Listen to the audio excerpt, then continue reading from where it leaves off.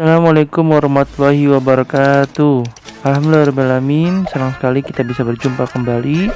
Gimana semua kabarnya? Semoga dimanapun kalian berada tetap dalam keadaan sehat walafiat.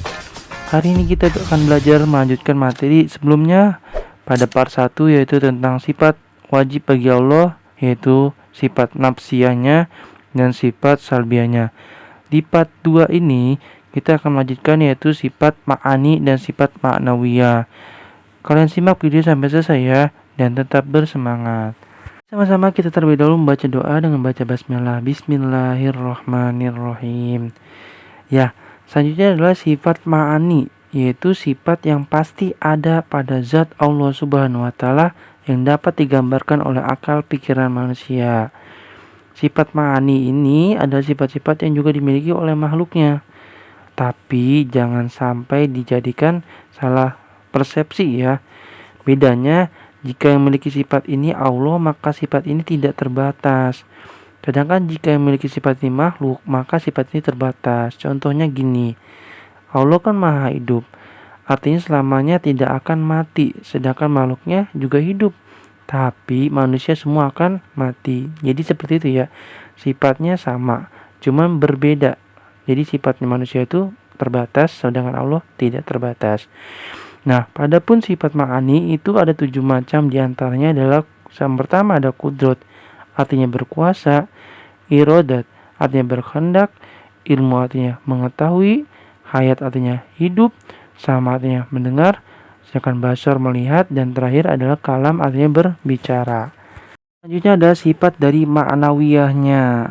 Sifat ma'nawiyah ini sifat yang selalu tetap ada pada zat Allah dan tidak mungkin pada sesuatu ketika Allah tidak bersifat demikian.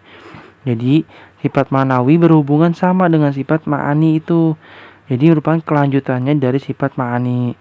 Nah, sifat ma'nawi itu ada 7, diantaranya ada qadiron artinya maha kuasa, muridan artinya maha berkehendak, aliman artinya maha mengetahui, hayyan artinya maha hidup, sami'an artinya maha mendengar, basiran artinya maha melihat, dan yang terakhir mutakalliman artinya maha berbicara.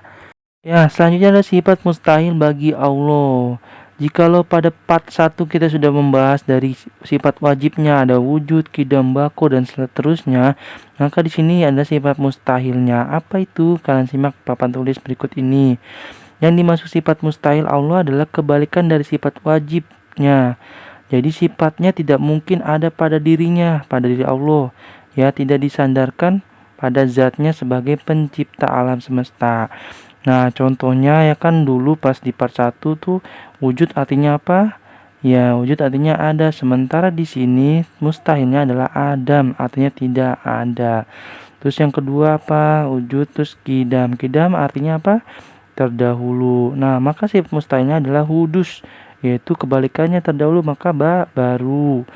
Nah, terus ada apa? Habis itu wujud, qidam, baqo. Nah, baqo apa artinya? Kekal. Maka sifat mustahilnya adalah fana atau rusak, dan seterusnya sampai terakhir adalah sifat abkam, artinya yang bisu. Dari sifat yang terakhir ya artinya maha berbicara.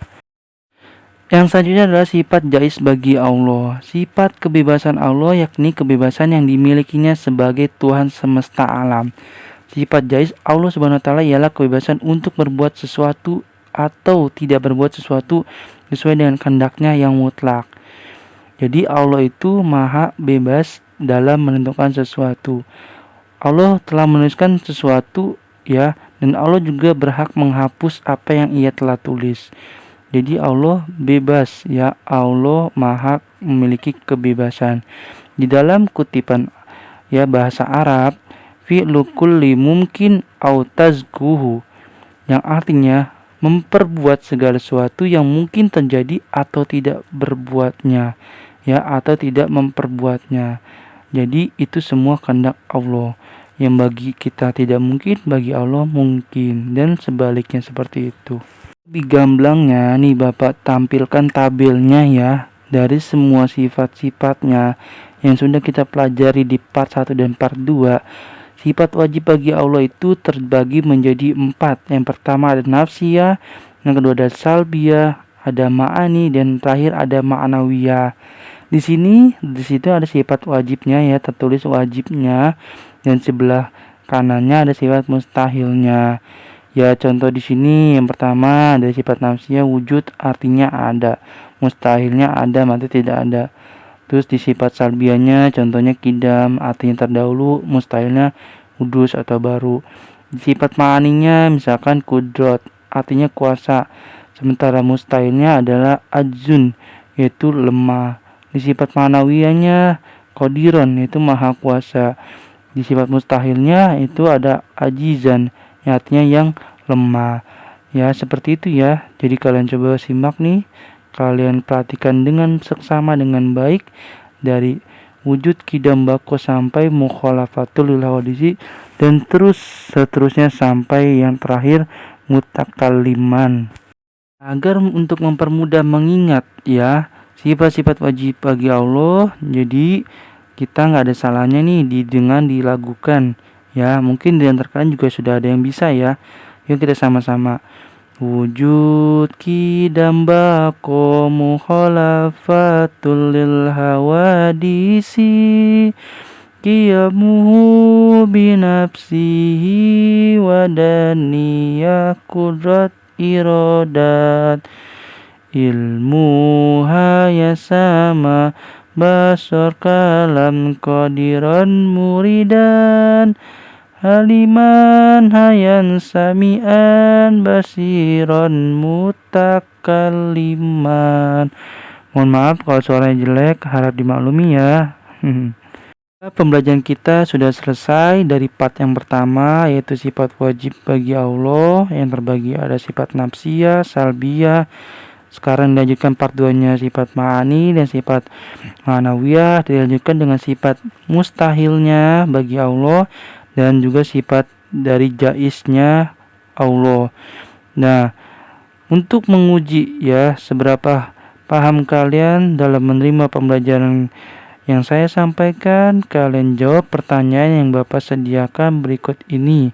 Ya, kalian kerjakan di kertas lembar kerja kalian atau di buku tugas kalian. Nanti dikumpulkan ya, ditunggu secepatnya sampai nanti sore. Ya, terima kasih. Jikalau banyak kehilapan dan kesalahan, tolong dibukakan pintu maaf seluas-luasnya, dan jikalau ada kebenaran itu datangnya milik Allah Subhanahu wa taala, tetap jaga kesehatan buat kalian semua. Semoga pandemi cepat berakhir dan kita bisa bertatap muka seperti dahulu kala, dan kita bisa bersemangat kembali ke sekolah. Terima kasih, saya akhiri. Wabillahi taufiq wal hidayah. Wassalamualaikum warahmatullahi wabarakatuh.